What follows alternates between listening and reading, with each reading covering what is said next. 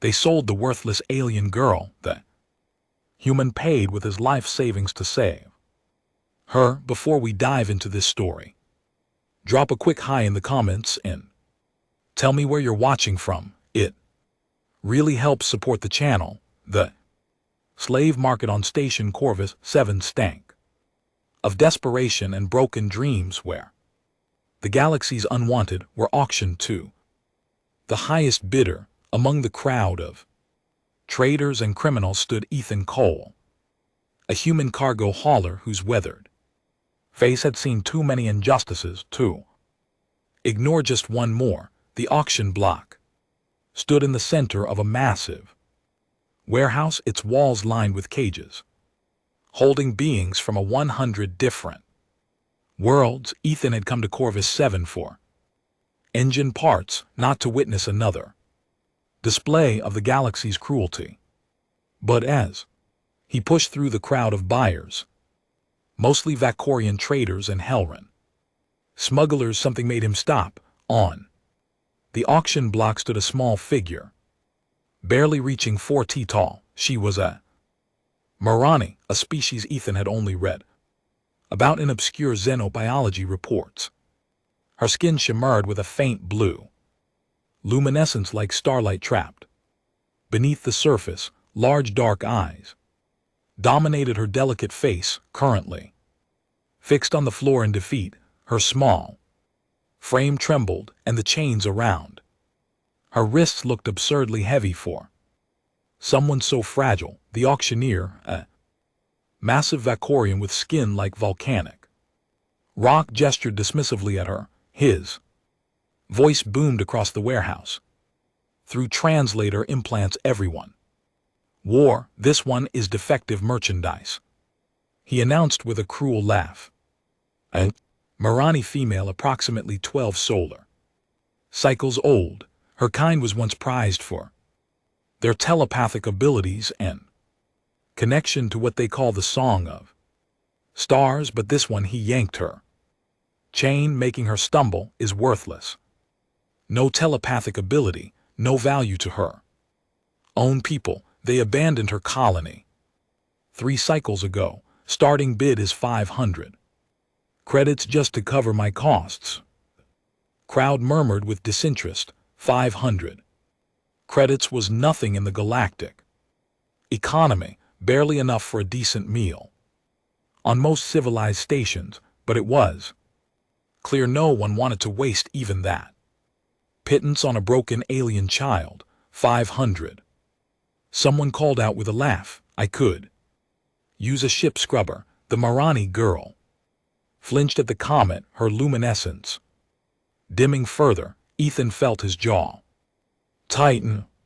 He had seen many terrible things in his 20 years hauling cargo across the outer territories. He had learned to look away, to focus on his own survival in a galaxy that cared nothing for human sentimentality. But something about this moment, this child being reduced to a punchline, ignited something in him he thought he had buried long ago. His hand went to the credit chip in his pocket. It contained 47,000 credits, his entire life savings.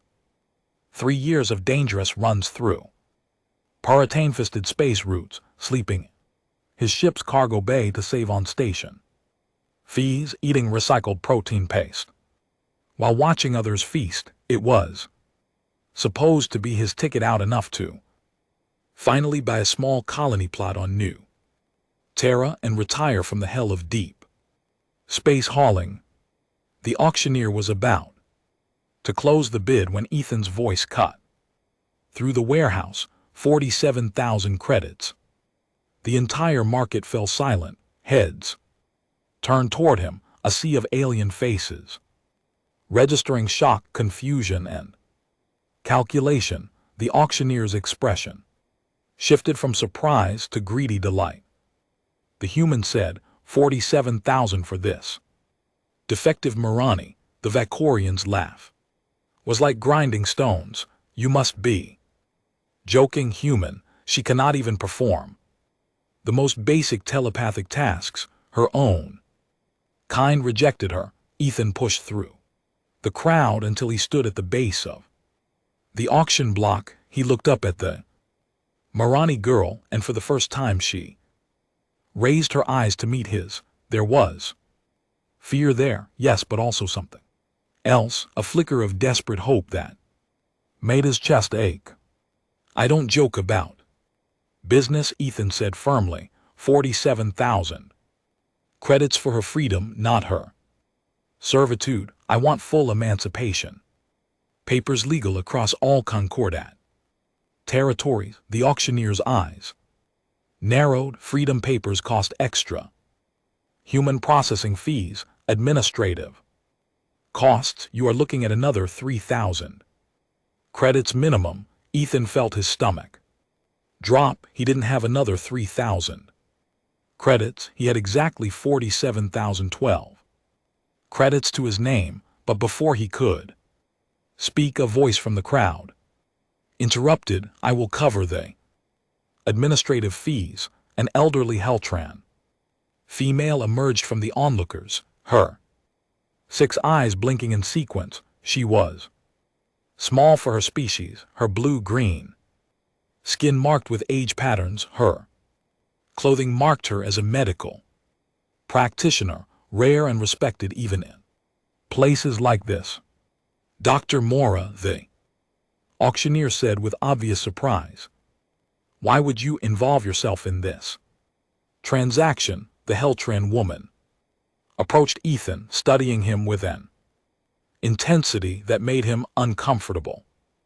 Because in 30 years operating a clinic in this cesspool, I have never seen anyone offer their entire fortune for a stranger's freedom. I am curious to see if human compassion is truly as irrational as the galaxy believes. She turned to the auctioneer. Process the freedom papers. I will handle the fees, and I will personally verify their authenticity, so do not attempt your usual forgeries. Vexel, the auctioneer, grumbled but began working on a data pad.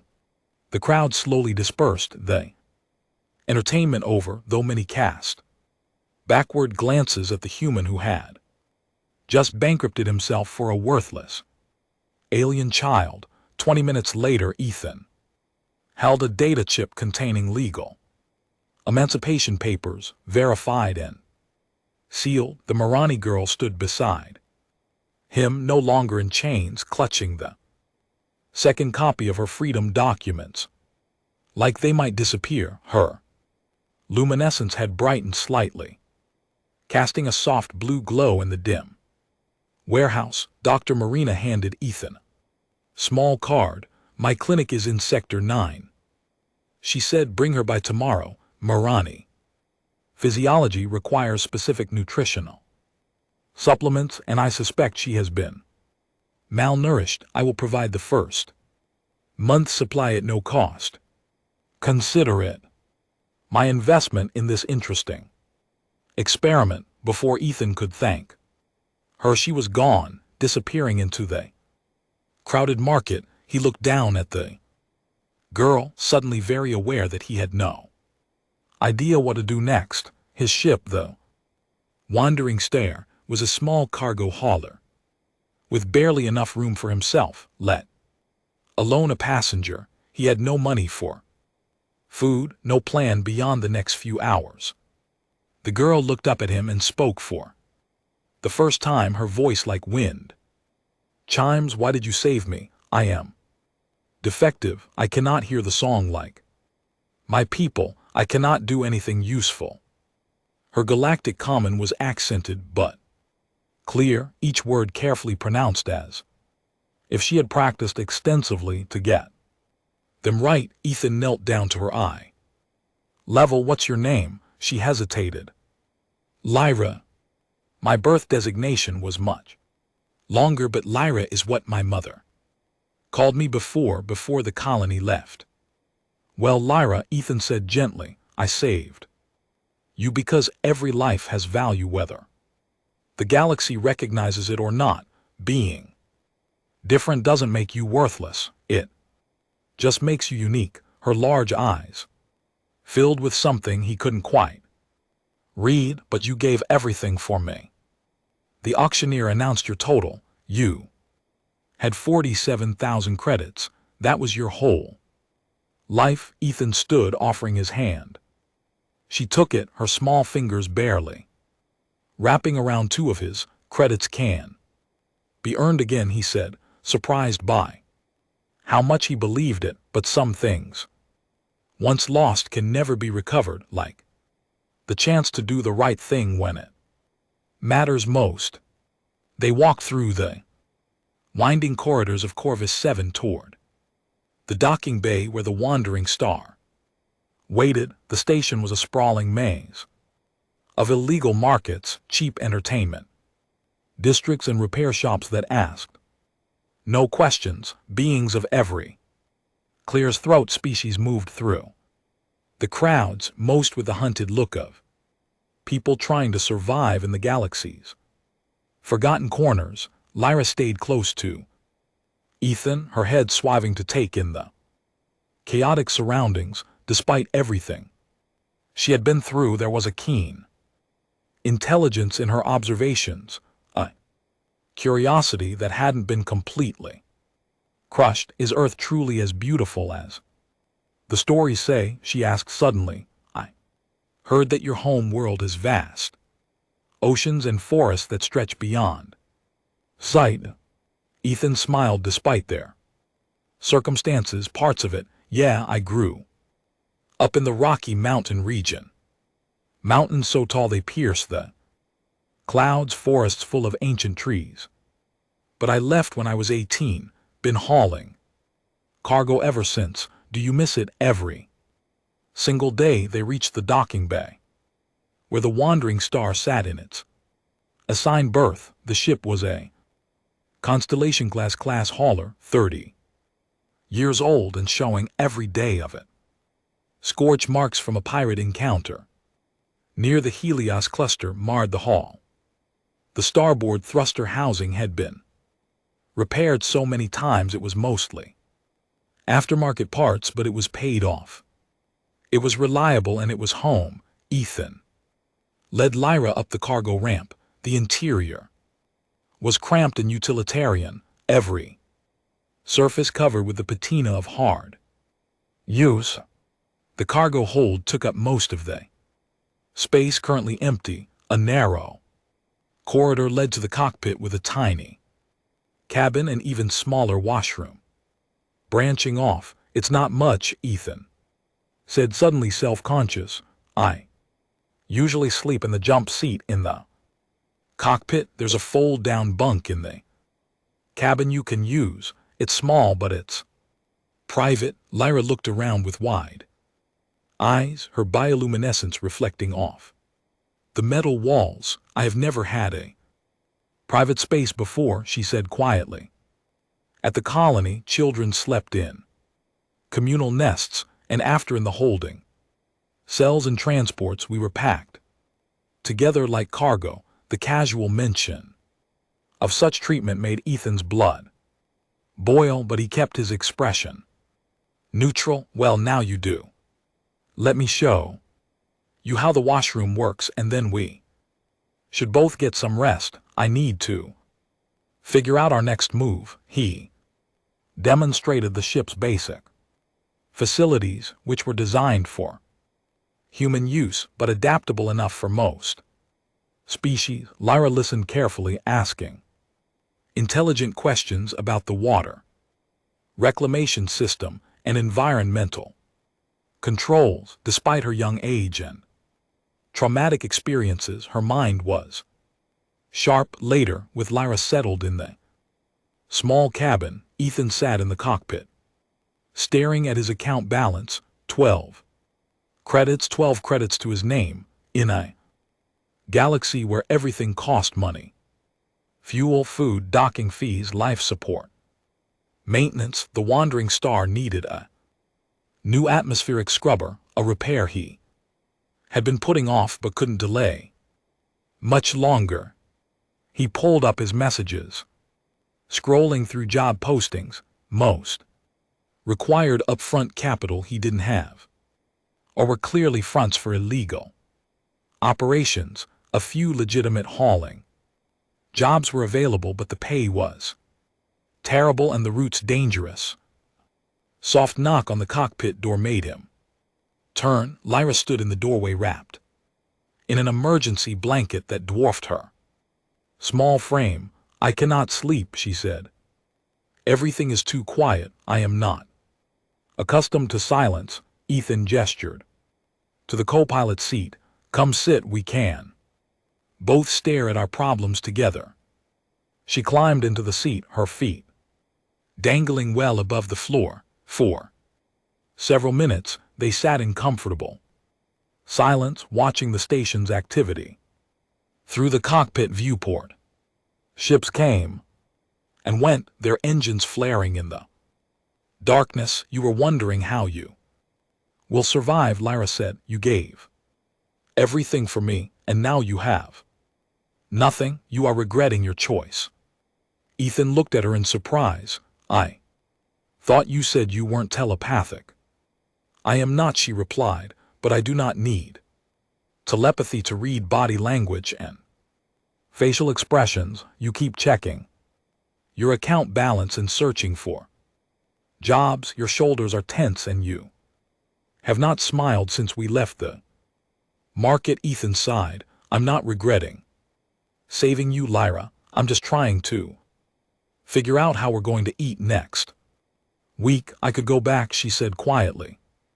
"You could sell my freedom papers. They are worth something to the right buyer. You would not get all your credits back, but enough to survive." The suggestion hit Ethan like a physical blow. "Absolutely not. That's not happening. Not ever. We'll figure something out." "But I am worthless," Lyra insisted, her voice breaking. "I cannot contribute anything. I cannot even hear the song.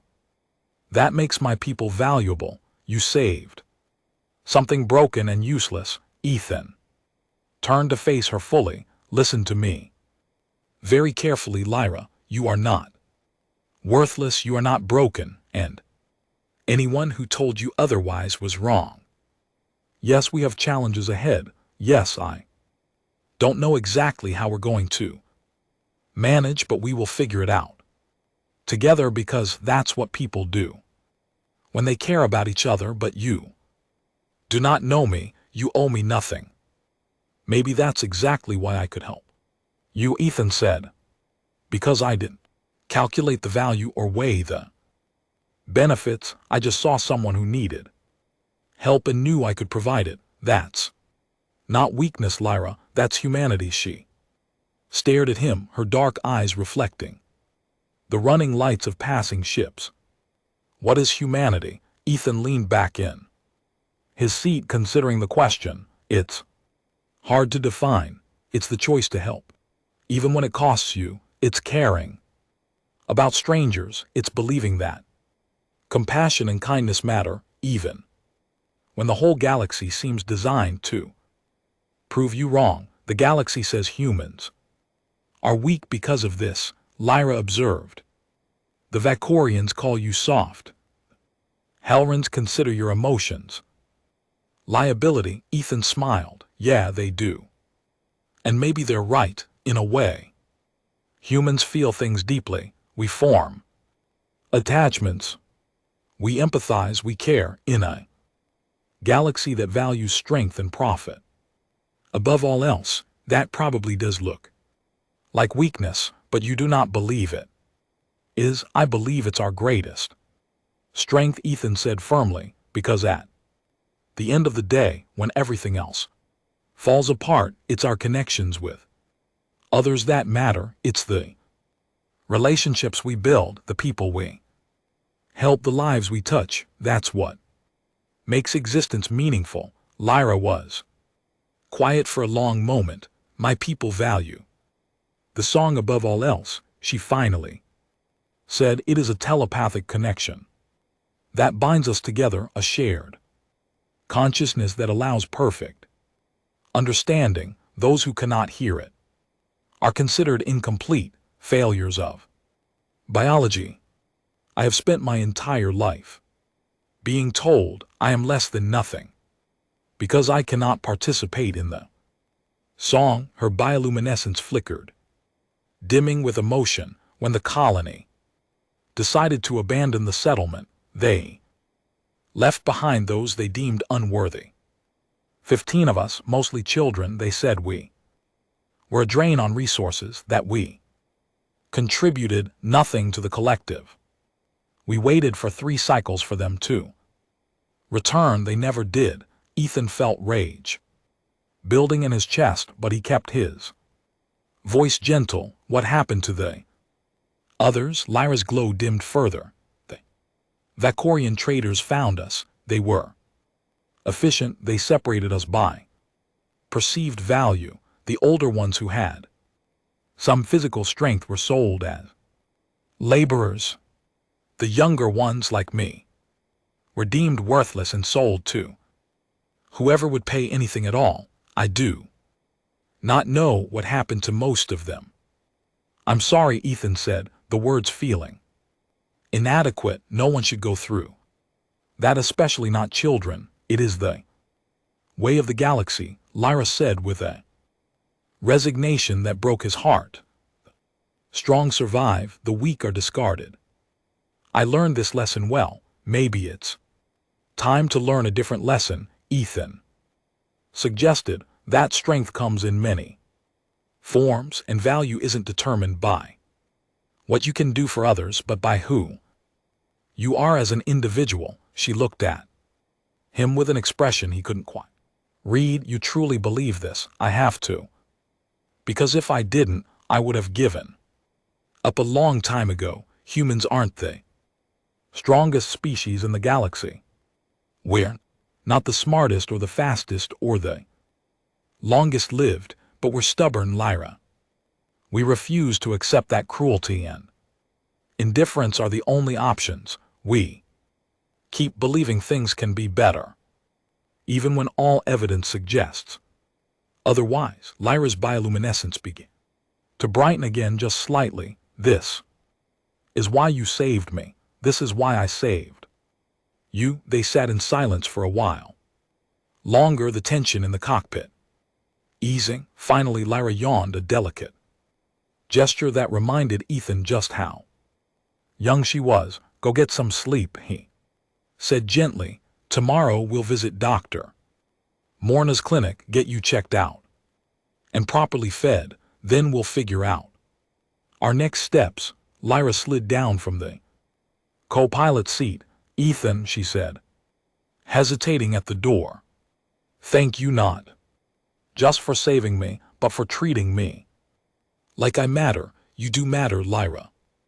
Don't ever forget that. After she left, Ethan returned to his job search with renewed determination. They needed work, and soon the station's docking fees would drain his remaining credits. Within days, he finally found a promising lead, a research expedition that needed a ship for a 2-week survey mission in the nearby Terrius Nebula. The pay was decent, 20,000 credits, enough to get them back on their feet. There was one problem. The posting required a crew of at least 2, pilot and systems operator. Ethan could handle both roles in a pinch, but the nebula's electromagnetic interference made it genuinely dangerous to operate alone. He needed a second person.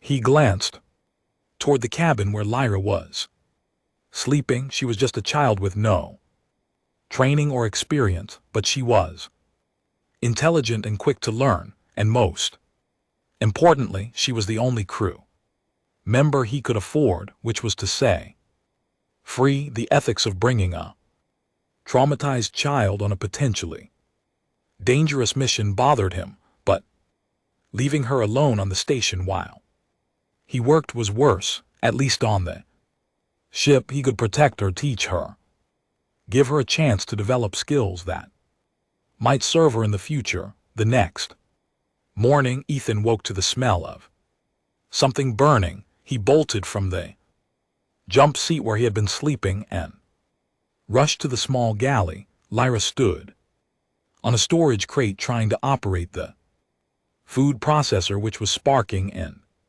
smoking. What happened? Ethan asked, quickly shutting down the machine. Lyra looked mortified. I wanted to prepare morning nutrition for you as thanks, but I do not understand this device and I think I may have damaged it. Ethan examined the processor and couldn't help but laugh. The poor machine had been programmed for human food, and Lyra had tried to input commands for Marani nutritional requirements, completely confusing its limited AI. It wasn't damaged, just very confused. It's okay, he said, resetting the system. The thought was nice, but let's work on understanding human tech before we try cooking. How about I make us both something simple and you can watch how it's done over a breakfast of reconstituted eggs and protein bars. Ethan explained his plan. There's a job opportunity, he said. 2 weeks in the Tellarius Nebula survey work for a xenobiology research team. It pays 20,000 credits. Lyra's eyes widened. That is significant. It is, Ethan agreed, but there's a catch. They require a 2-person crew. The nebula's electromagnetic fields are too dangerous for solo operation.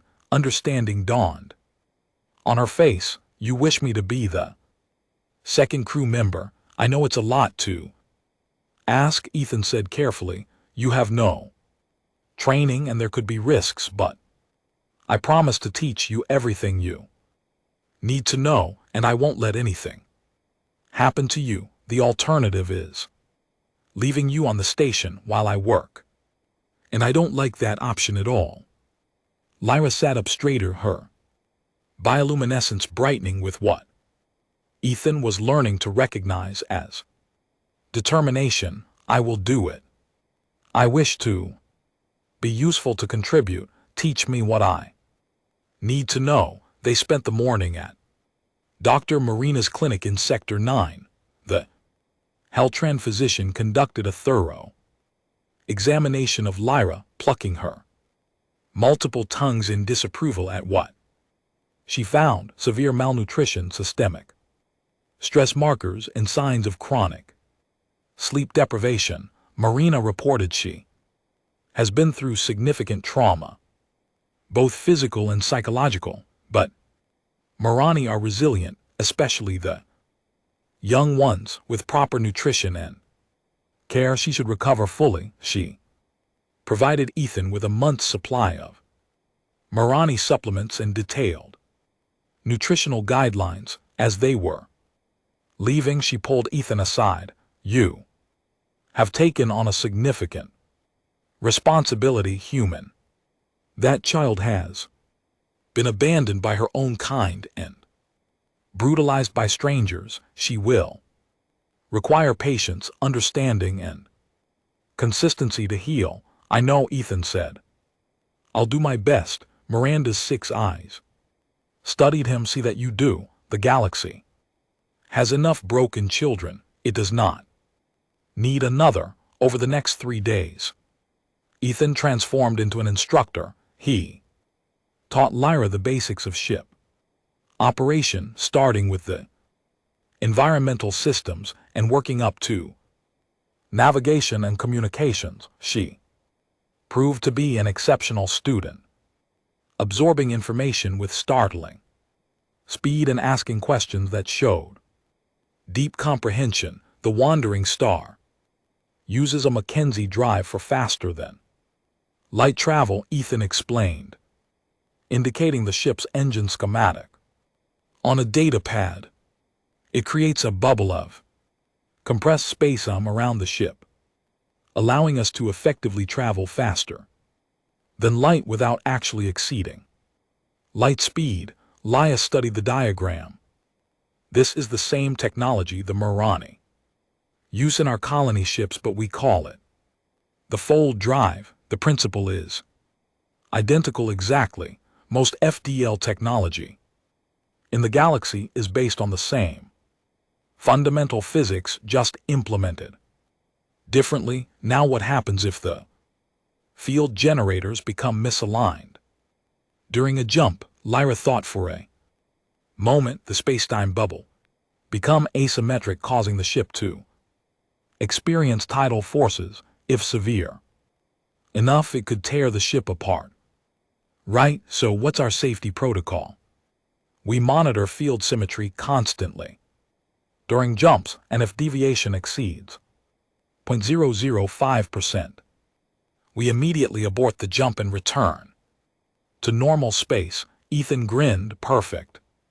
You're a natural at this. Her bioluminescence brightened with what he recognized as pleasure at the compliment. I have never been called natural at anything before. Well, get used to it. You've got good instincts and a sharp mind. That's worth more than any telepathic ability they practiced. Emergency procedures, navigation, plotting, and system diagnostics.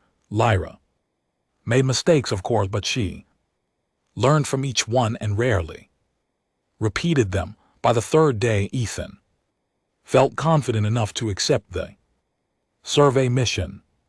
The expedition leader was a Tyrellian named Vask, scientist with 3 doctoral degrees and an air of perpetual impatience. He arrived at the docking bay with 2 assistants and enough equipment to fill half the Wandering Star's cargo hold.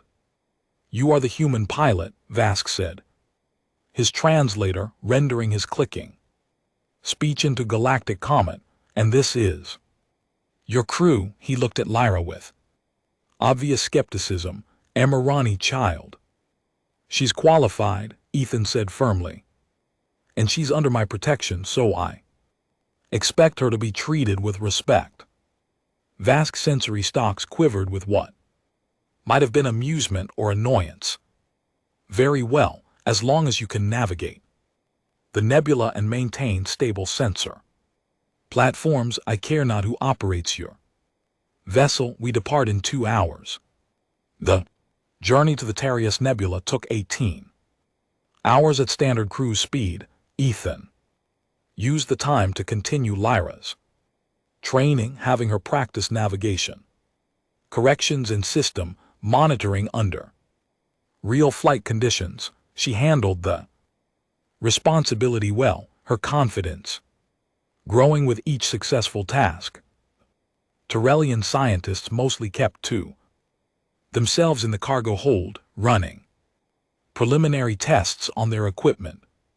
But occasionally, Vask would visit the cockpit to review their route and timeline. During one such visit, he observed Lyra running a diagnostic on the sensor array and made a thoughtful clicking sound. The child has competence, he remarked to Ethan. This is unexpected for a defective Mirani.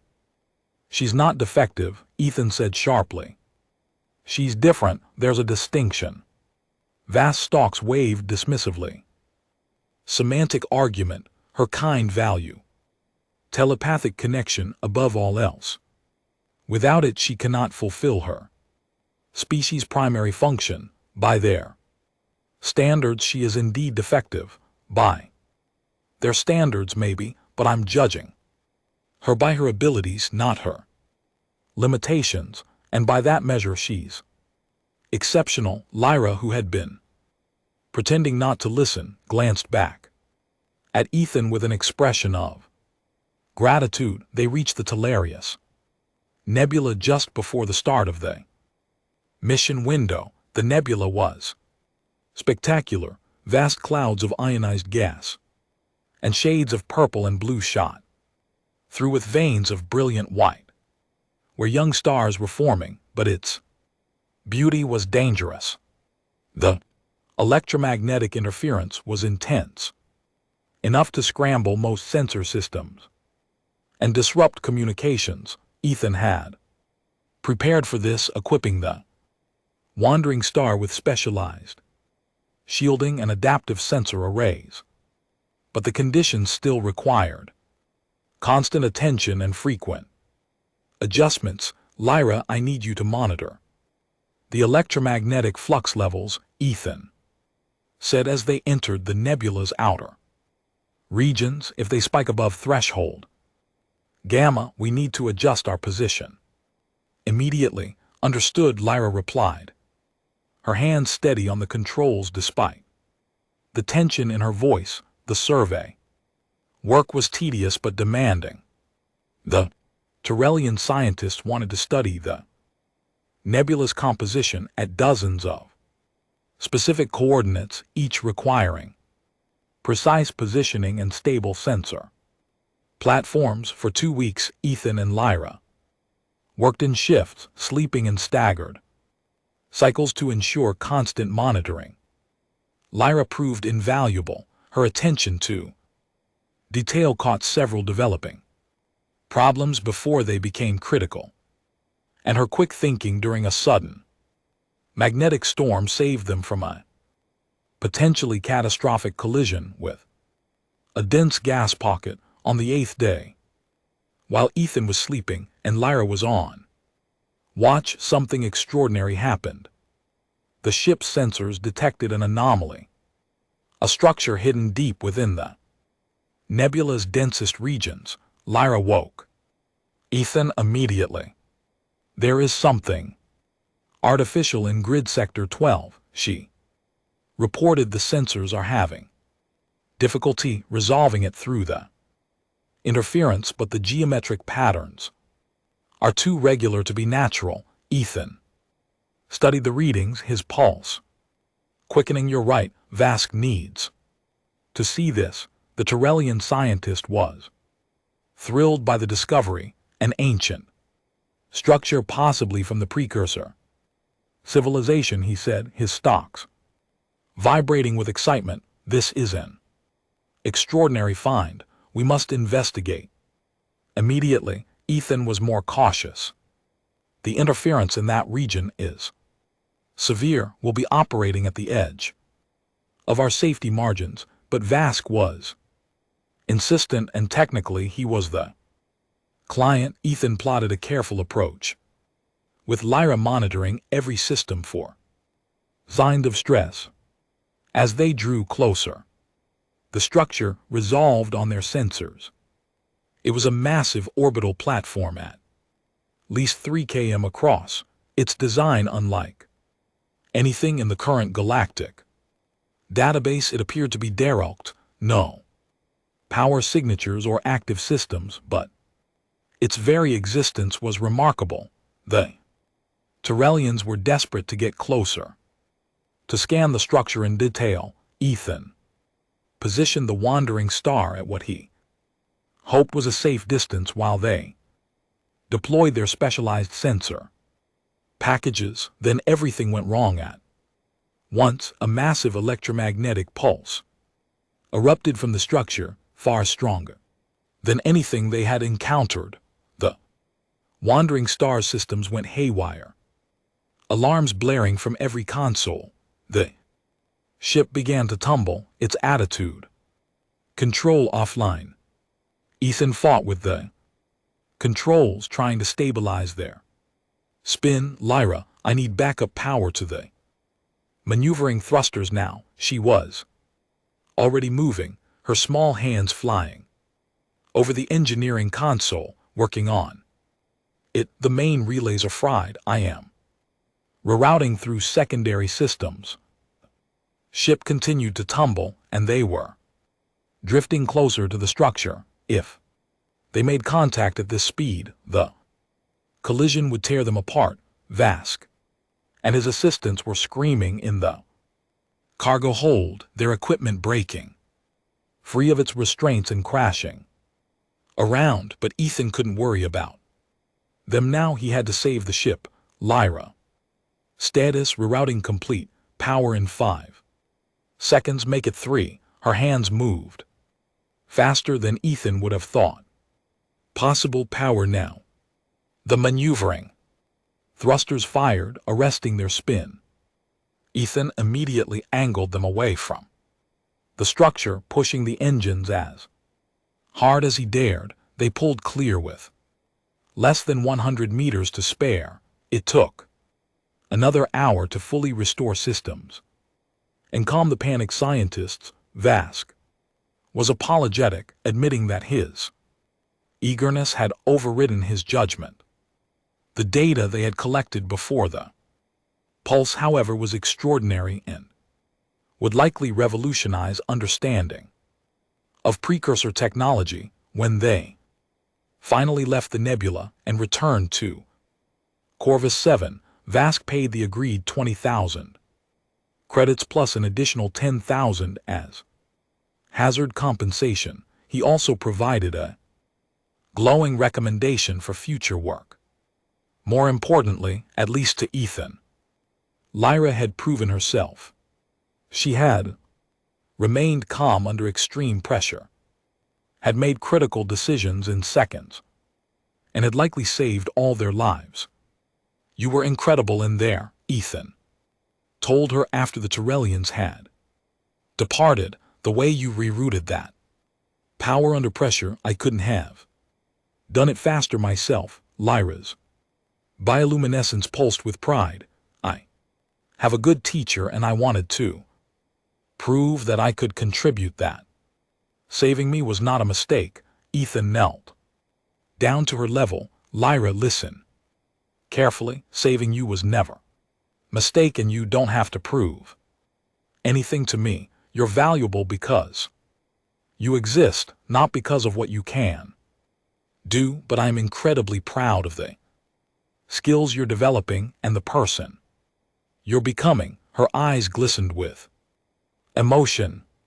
"Among my people, worth is measured by contribution to the collective song. Individual value is a foreign concept, but you see me as an individual with inherent worth. This is still difficult for me to comprehend." "That's okay," Ethan said gently. "You don't have to comprehend it all at once. Just know that you matter to me, and that's not conditional on your abilities or usefulness." Over the following months, Ethan and Lyra fell into a rhythm. They took jobs that allowed her to continue learning and developing her skills. She proved to have a natural aptitude for systems engineering and navigation, often finding elegant solutions to complex problems. Word spread about the human pilot and his exceptional young crew member. They began receiving offers for more prestigious jobs, working with research institutions and even some corporate clients. The pay improved steadily, allowing Ethan to not only rebuild savings but also invest in ship upgrades and proper living quarters for Lyra. She grew in confidence and capability, but also in happiness. Her bioluminescence, which had been dim and flickering when Ethan first saw her, now shone bright and steady. She laughed frequently, asked endless curious questions about everything, and showed a creativity in problem-solving that consistently surprised him. One evening, 6 months after Ethan had bought her freedom, they were orbiting a beautiful ringed planet while waiting for their next job to begin. Lyra sat in the co-pilot seat, which had been modified with extensions so she could reach all the controls comfortably. "Ethan," she said thoughtfully, "may I ask you something personal?" "Of course. Do you ever regret spending your life savings to save me? You could have retired to New Terra, lived comfortably. Instead, you are still hauling cargo across dangerous space." Ethan looked at the planet below, its rings glittering in the light of its star. "You want the honest answer, always. Not for one single second," he said firmly. "Yes, I gave up my retirement plan. Yes, we've had some difficult moments, but Lyra, having you as part of my life has been worth more than any peaceful retirement could ever be. You've made me remember why I loved space in the first place, why exploration and discovery matter. You've reminded me that there's more to life than just surviving. He turned to face her. Plus, you've become the best crew member I've ever had. You're smart, capable, and brave. You make every day an adventure. Why would I regret that? Lyra's luminescence bright, casting dancing shadows across the cockpit. I have been thinking about my people, she said quietly, about the song I cannot hear. For so long I believed I was broken because I could not connect to the Marani collective consciousness, but now I wonder if being individual, being separate, might be its own kind of gift. How so? She gestured at the viewport. The song binds Marani together, makes them think and feel as one. They have perfect understanding, but they also have perfect conformity. No one questions, no one explores ideas that fall outside the collective. Those of us who cannot hear the song, we are forced to think for ourselves, to find our own path. Perhaps that is not a deficiency, but a different way of being. Ethan smiled. That's a profound realization, Lyra, and you're absolutely right. Being different isn't the same as being broken. Sometimes it means you get to see things others miss, to ask questions no one else thinks to ask, like humans. She observed, your species is not the strongest or smartest in the galaxy, but you have something most species lack. You have individual drive combined with collective compassion. You compete with each other but also help each other. You are independent but not isolated. Ethan had never thought about humanity quite that way, but she was right. Yeah, I guess that is pretty unique. Most species tend toward one extreme or the other, either complete collectivism like your people or ruthless individualism like the Vaxorans. Humans find balance, Lyra said, and perhaps I am learning to do the same. I may not have the song, but I have found a different kind of connection with you. The simple statement hit Ethan harder than he expected. Over the months he had come to care deeply for Lyra, had begun to think of her as family rather than just a crew member, but hearing her express similar feelings made it real in a way it hadn't been before. You've got me too, kid, he said, his voice rough with emotion. For as long as you want. Their peaceful moment was interrupted by an incoming transmission. It was an unusual request, a mere colony ship seeking assistance. Their message was brief and formal, requesting help with a technical problem that was beyond their collective expertise. Ethan looked at Lyra. It's your people. Do you want to respond? She was quiet for a long moment, her bioluminescence flickering with conflicting emotions. Yes, she finally said, but I am uncertain how they will react to me. I'll be right there with you, Ethan assured her, and if they show you anything but respect, we're leaving immediately. They rendezvoused with the colony ship 3 hours later. It was a massive vessel designed to transport thousands of Marani in induced hibernation to new worlds. But, according to their transmission, a critical failure in their navigation system had left them stranded between star systems.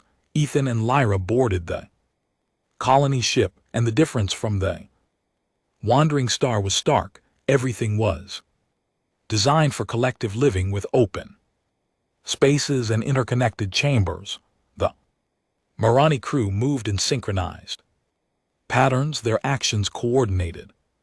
Through the telepathic song, they were met by the ship's leader, an elderly Marani named the Ran, whose bioluminescence pulsed with authority. His attention fixed immediately on Lyra, and his light dimmed in what Ethan had learned was an expression of distaste. "You are one of the silent," the Ran stated flatly. "Why would you bring such a being here?" Human, Ethan felt anger rising but kept his voice level.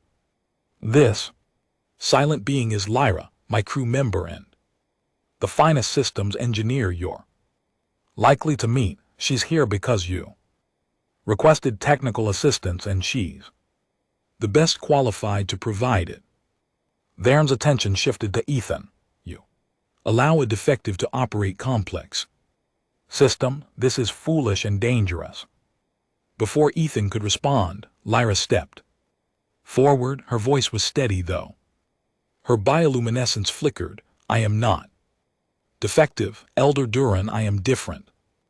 And while I cannot hear your song, I have developed skills and knowledge that have value. If you wish our assistance, you will speak to me with respect. If you cannot do this, we will depart and you may solve your navigation crisis alone." Ethan felt a surge of pride. Lyra had come so far from the terrified child. On the auction block, Vern's bioluminescence pulsed with surprise and what might have been grudging respect. The silent do not typically speak with such confidence. "Very well, engineer.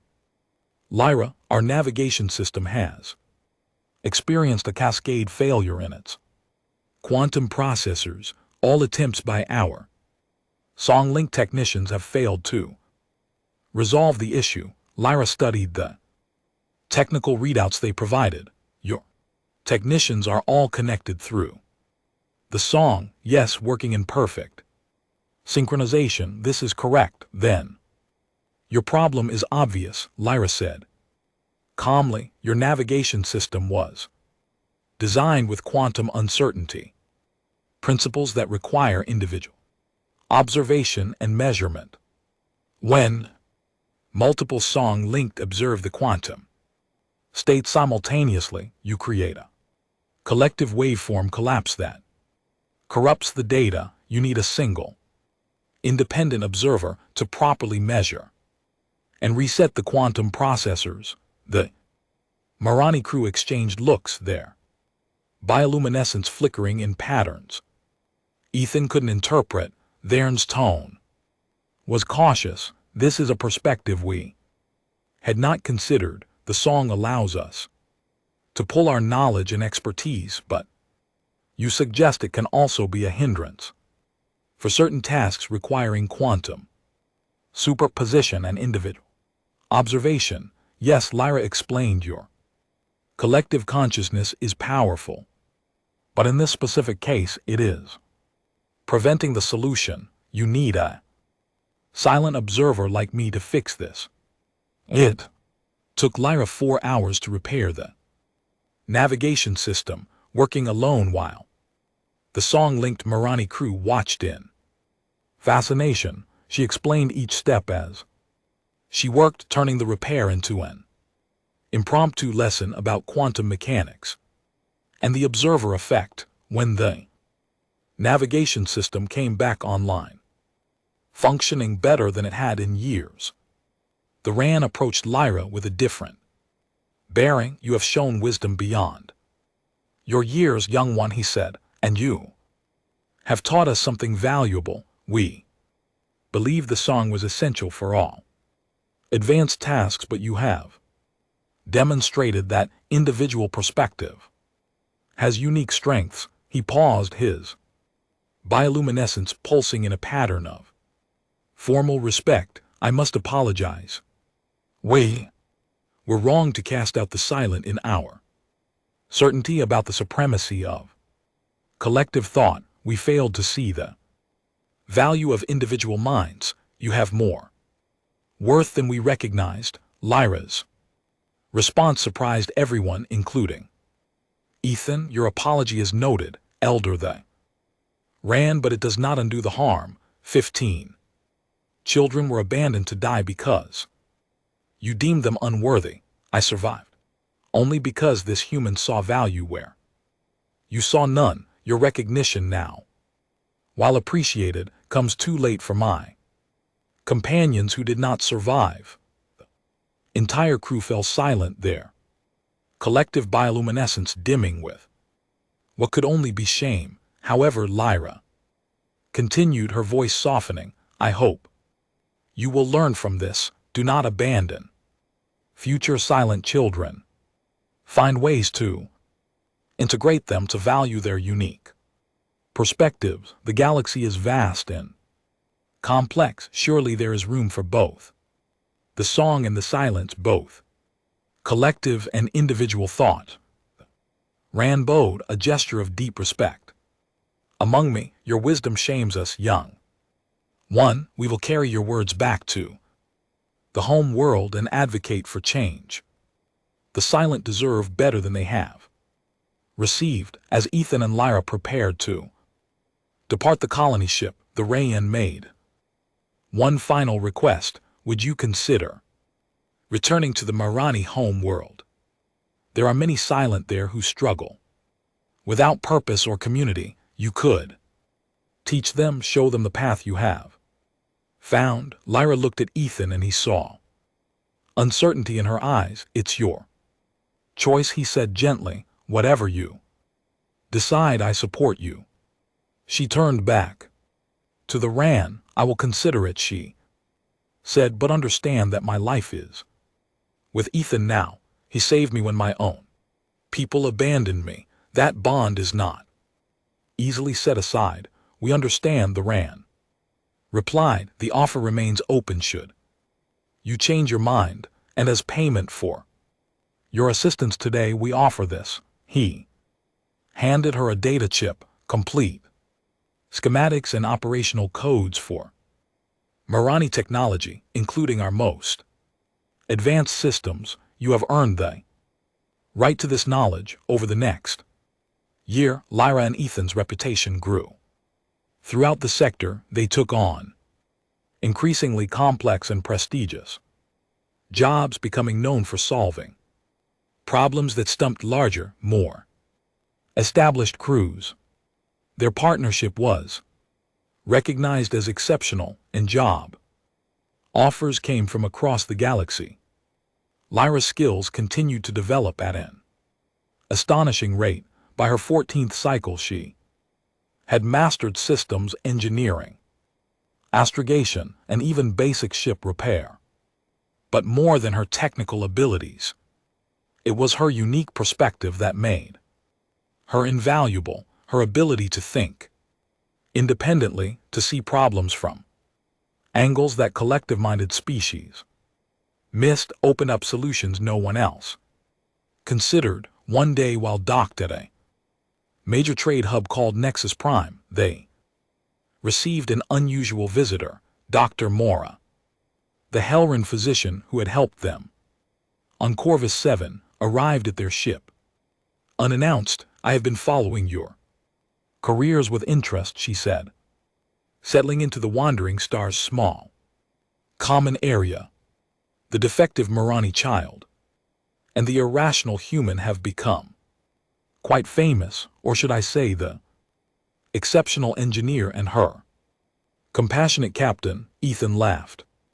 I'm not sure about famous, but we've been keeping busy. Morna's 6 eyes focused on Lyra. You have grown, child, not just in size but in confidence and capability. You are a far cry from the frightened being I examined in my clinic. Lyra's bioluminescence brightened. I have had a good teacher and a good friend. The Helran physician produced a data pad. I have been documenting your case with your permission, of course. The psychological and developmental trajectory of a silent Maran raised in an individual-focused environment rather than a collective one. The results are remarkable.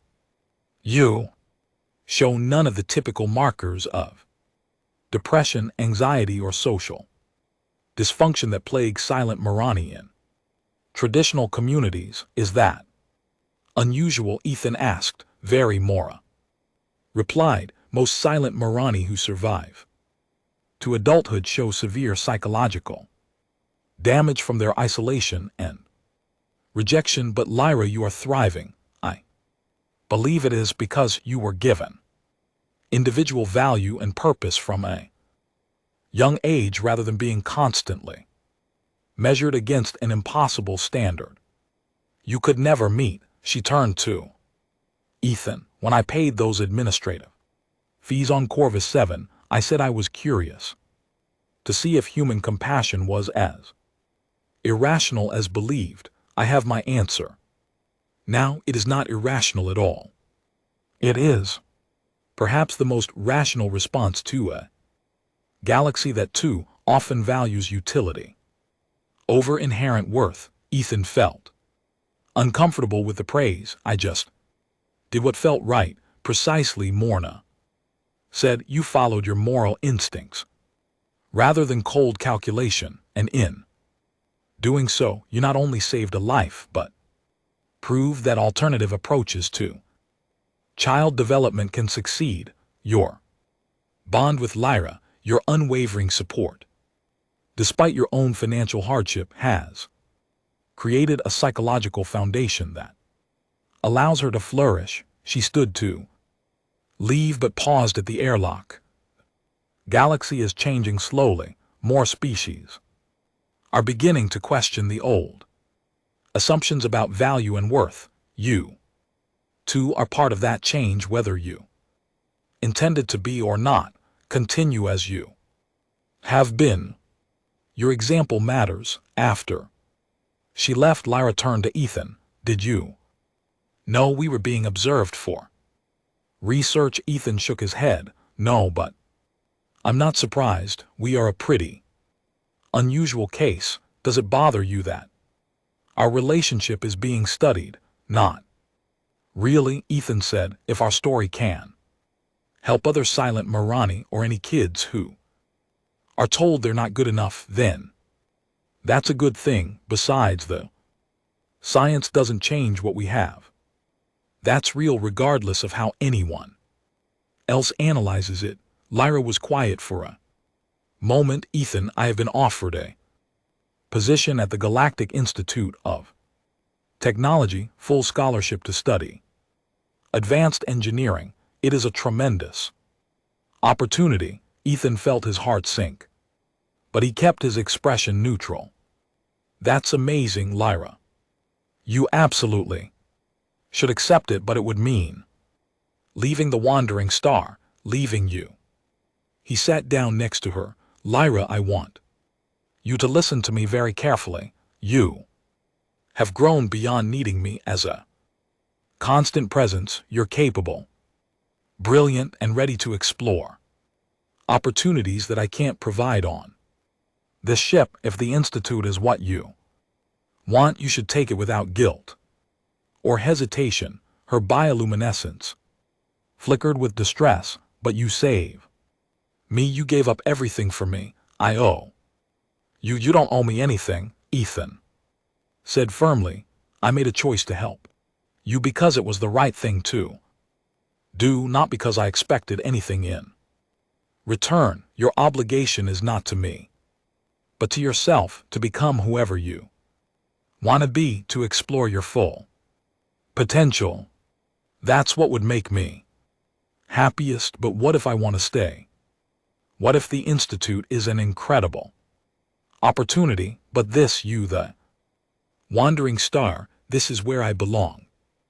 Ethan smiled. Then you stay and we keep flying together. Lyra, the choice is entirely yours. There's no wrong answer here. You just need to decide what you truly want, not what you think you owe me or what others expect. She thought for a long time, her bioluminescence pulsing in complex patterns. Finally, she spoke. I want to stay, she said, not because I owe you and not because I fear independence, but because what we have built together is rare and valuable. We are a good team, Ethan. We balance each other, and there is more I wish to learn through experience than I could in any classroom. Are you sure? Ethan asked. This is a huge decision, I am sure, Lyra replied with conviction. The galaxy is vast and there are countless opportunities, but there is only one wandering star and only one you. This is where I choose to be. Ethan felt emotion welling up but fought to keep his voice steady. Okay then, but I want you to promise me something. If you ever change your mind, if you ever want to pursue a different path, you tell me. No guilt, no hesitation. Deal, deal, Lyra agreed, her bioluminescence bright with happiness. Their partnership continued to evolve and strengthen. As Lyra approached her 16th cycle, she had become not just an exceptional engineer, but a respected voice in technical circles. She published papers on quantum systems and individual observation theory that challenged conventional wisdom and opened new research directions. The wandering star itself had been transformed with their accumulated earnings. They had upgraded nearly every system. The old cargo hauler now boasted cutting engines, advanced sensors, and living quarters that were actually comfortable, but more importantly, it had become a true home for both of them. One evening, while in transit between jobs, Ethan and Lyra sat together in the observation deck they had added during the last refit. Through the transparent dome, the stars streamed past in brilliant lines as they traveled through hyperspace. Do you ever think about that day on Corvus 7? Lyra asked. When you saw me on the auction block? Sometimes, Ethan admitted. Why do you ask? I have been trying to understand your decision, she said. You had never met me, you knew nothing about me except that I was considered worthless, yet you sacrificed everything without hesitation. I understand the moral philosophy behind it, but I struggle with the emotional reality. How did you know I was worth saving? Ethan considered the question carefully. I didn't know, he finally said, not in any objective sense. I didn't know if you would be grateful or resentful. I didn't know if we would connect or clash. I didn't even know if you would survive the trauma you had experienced. All I knew was that you were a child in terrible circumstances, and I had the power to change that, but you gave up your entire life savings. Lyra pressed. That was not a small gesture or easy charity. That was everything you had worked for. True, Ethan agreed, and if I'm being completely honest, there were a lot of factors in that moment. I saw you small and frightened, but still standing with dignity. I heard the crowd laughing at your pain. I thought about all the times I had looked away from suffering because it was easier, safer, more practical, and I just couldn't do it anymore. He turned to look at her directly. But here's the thing, Lyra. I didn't save you because I knew you would become an incredible engineer or because I predicted we would become family. I saved you simply because you deserve to be saved. The person you have become, the relationship we have built, those are wonderful gifts I never expected. But they were never the point. The point was that every being deserves dignity and the chance to live free. Lyra's bioluminescence pulsed in patterns he had learned meant deep thought. This is what makes humans unique, she said softly. Most species make decisions based on calculated benefit or collective good, but humans, you act on moral instinct even when it contradicts rational self-interest. The galaxy calls this a weakness, but I have come to believe it is your greatest strength. How so? Because it creates possibilities that pure logic would eliminate, she Explained. If you had calculated the rational choice that day, you would have walked away. I would have been sold to someone cruel, probably died within a cycle, but you followed your moral instincts and it changed both our lives. Immeasurably for the better. How many other impossible goods exist in the galaxy that never come to be because people choose logic over compassion? Ethan smiled. That's a profound way of looking at it, though. I have to say you turned out to be a pretty logical choice. In the end, best crew member I ever had. Remember, Lyra laughed, the sound like crystal chimes, because you made me the best I could be. You gave me knowledge, opportunity, and most importantly, belief in my own worth. These are the tools that allowed me to flourish. Their peaceful moment was interrupted by an urgent transmission. It was from the Marani elder they had helped years before. His message was brief and distressing. Lyra, we require your assistance urgently. A silent child, barely 8 cycles old, has been scheduled for abandonment. The colony council has deemed her too deficient to justify resources. We have argued against this action, but we lack the authority to prevent it. Please, if you can help her as you were helped. Lyra looked at Ethan, her expression a mixture of determination and pain. We have to go, already plotting the course. Ethan replied. They reached the Marani colony world within 2 days, pushing the wandering star's engines to their limits. Duran met them at the spaceport, his bioluminescence dim with distress. Her name is Sarah, he explained as he led them through the colony's crystalline structures. She is completely unable to hear the song, even more isolated than you were, Lyra, but worse, she has begun to show aggressive behavior, lashing out at others in her frustration and pain. The council argues that she is not just silent but dangerous. They found Sarah in an isolation chamber, a small room with transparent walls that allowed others to observe her but prevented any interaction. She was tiny even for a young Marani, her bioluminescence almost completely dark. When she saw them approaching, she pressed herself against the far wall, her small face showing pure terror. Lyra knelt by the chamber wall. Sarah, my name is Lyra. I am silent like you. I cannot hear the song either.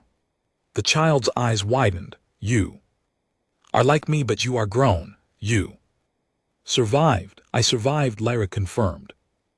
And I have lived a good life full of purpose and friendship. Being silent does not mean being broken or worthless. Sarah, it means being different, and different can be wonderful. They are going to abandon me, Sarah whispered. They say I am defective and violent. They say there is no place for me. Ethan stepped forward. Then we will make a place for you. If you want to come with us, we will take you. You will be safe, cared for, and valued. Sarah looked between them with desperate hope. Truly, you would take me even though I am bad. You're not bad, Lyra said firmly. You are scared and hurt and angry, which are completely understandable responses to terrible treatment. But those feelings do not define you. You get to decide who you become. The colony council was less than cooperative, allowing you to take. The child is highly irregular. One counselor argued. She is Marani. She should remain with Marani. She is a child you are planning to abandon to die, Ethan countered. You don't get to claim species solidarity after that. Either let us take her and give her a chance at life, or admit you care more about your principles than her. Well-being, the Ran intervened, his authority as an elder carrying weight. The human speaks truth, we have already failed this child. If they offer her sanctuary and care, we should be grateful, not obstructive. It took hours of negotiation, but eventually they secured legal guardianship of Sarah. Lyra held the small child's hand as they walked back to the Wandering Star, speaking softly about the ship and the life that awaited her that night, with Sarah asleep in a hastily prepared cabin. Ethan and Lyra talked in the cockpit. This is going to be complicated, Ethan said. Sarah has experienced significant trauma, probably more than you did. Her aggressive behavior is a symptom of that. We will need to be patient to give her time and space to heal. I know, Lyra replied, but we can do this. You showed me how. Now I can help show her. Ethan looked at this remarkable young woman who had once been a terrified child on an auction block. You have grown so much, Lyra. I am incredibly proud of you because you believed in me when no one else did, she said simply. Now we will believe in Sarah. We will show her that being silent is not a curse, but simply a different way of experiencing the galaxy, and we will give her the tools to build a life worth living. The next months were challenging. Sarah struggled with nightmares, emotional outbursts, and deep-seated beliefs about her own worthlessness, but slowly, with consistent care, clear boundaries, and unwavering support, she began to heal. Lyra proved to be an excellent mentor, understanding Sarah's struggles in ways Ethan never could. Watching Lyra guide Sarah through her pain and confusion, Ethan was struck by how the cycle of compassion continued. He had saved Lyra, who was now saving Sarah. Each act of kindness rippled outward, creating possibilities that would never have existed otherwise. One evening, nearly a year after Sarah had joined them, Ethan found both girls in the observation deck. Lyra was teaching Sarah about stellar seagraphy, and Sarah was asking questions with the eager curiosity of a healthy, happy child. Her bioluminescence, once nearly dark, now glowed with steady brightness. Ethan, Sarah called out when she noticed him. Lyra is teaching me about neutron stars. Did you know they spin hundreds of times per second? That is so fast. It is pretty amazing, Ethan agreed. Settling into a seat near them, Sarah looked at him with the earnest seriousness that children sometimes display. Lyra told me you saved her from slavery, that you gave all your money to set her free. Is that true? It is, Ethan confirmed. Why? Sarah asked. She says you did not know her, did not know if she would be useful or good, so why did you do it? Ethan smiled. Because she deserved to be free and safe regardless of what she could offer me in return. Just like you deserve the same things. Sarah thought about this. Among the Marani value comes from contribution to the song. If you cannot contribute, you have no value, but you say we have value just by existing. Exactly, Ethan said. Your worth is inherent, not earned. You matter because you are a living, thinking, feeling being. What you choose to do with your life, how you choose to contribute, those are gifts you offer the galaxy, not debts you owe. The small child's bioluminescence brightened. I like this way of thinking. It makes me feel less heavy inside. Good, Lyra said, putting an arm around Sarah. Because you deserve to feel light and free. You deserve to be happy. As Ethan watched them together, he reflected on the unlikely family they had become. A human cargo hauler, a silent Marani engineer, and a traumatized child. By all logical standards, they should never have come together, but through choices made from compassion rather than calculation, they had created something rare and precious. The galaxy continued to change around them. More silent Marani were seeking alternative paths, inspired by Lyra's example. Other species were beginning to question their own assumptions about value and worth. The rigid hierarchies and cruel efficiencies that had dominated galactic culture for millennia were showing cracks, and in those cracks something new was growing. Recognition that diversity, compassion, and individual worth were not weaknesses but strengths, that a galaxy rich in different perspectives, different ways of thinking and being, was stronger than one built on conformity and calculated utility. Ethan knew he had played only a small part in this shift, one decision on one day to help one child, but that single choice had created ripples that continued to spread. Lyra inspired others who would inspire still more. Sarah would grow and find her own path, touching other lives in ways no one could predict. This was humanity's true gift to the galaxy. Ethan realized not superior technology, or military might, or economic power, but the simple, stubborn insistence that compassion mattered, that individuals had worth, that doing the right thing was more important than doing the profitable thing. 5 years after saving Lyra, 10 years after starting his cargo hauling career, Ethan stood on the bridge of the Wandering Star and looked at his crew. Lyra, now a young woman of 20 cycles, was one of the most respected engineers in the sector. Sarah, at 13 cycles, showed a remarkable talent for xenobiology and was already publishing observations that impressed established scientists. Together they had built something that transcended simple business relationships or even friendship. They were a family bound not by biology or species, but by choice and care. A transmission came in, another job offer, but this one was different.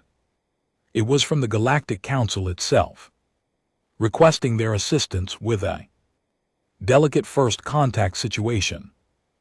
Newly discovered species was showing signs of abandoning members of their population deemed effective. The Council wanted Lyra and Sarah to serve as consultants to share their experiences and advocate for alternative approaches.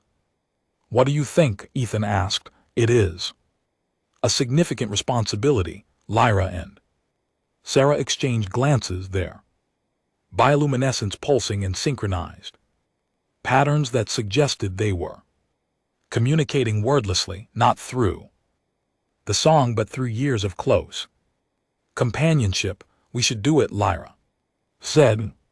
If our story can help prevent other children from suffering as we did, we have an obligation to try. Sarah nodded enthusiastically. We can show them that being different is not the same as being less, that every being deserves a chance to find their own path. Ethan smiled at his remarkable crew. Then we accept plot a course for Council Central. Lyra, as the Wandering Star turned toward new adventures, Ethan thought about that day on Corvus 7 when he had bankrupted himself to save a frightened alien child. He had given up his retirement, his financial security, his carefully planned future. In return, he had gained a family, a purpose, and the knowledge that his choices mattered. The galaxy still had its share of cruelty and injustice, but it also had people willing to stand against those forces, to choose compassion over calculation, to insist that every life had value, And sometimes those choices created ripples that changed everything. Lyra approached him as they entered. "Hyperspace, thank you," she said. "Simply for everything." Ethan put an arm around her shoulders. "Thank you for letting me be part of your journey, for becoming the amazing person you are, for showing me that doing the right thing is never a mistake, even when it is difficult." She leaned against him, her bioluminescence warm and steady. "You taught me that worth is inherent, not earned, that being different is not the same as being defective, that compassion and kindness are not weaknesses but the greatest strengths any being can possess." These lessons changed my life, Ethan, and through me they are changing the galaxy one person at a time. Sarah joined them, her small hand finding.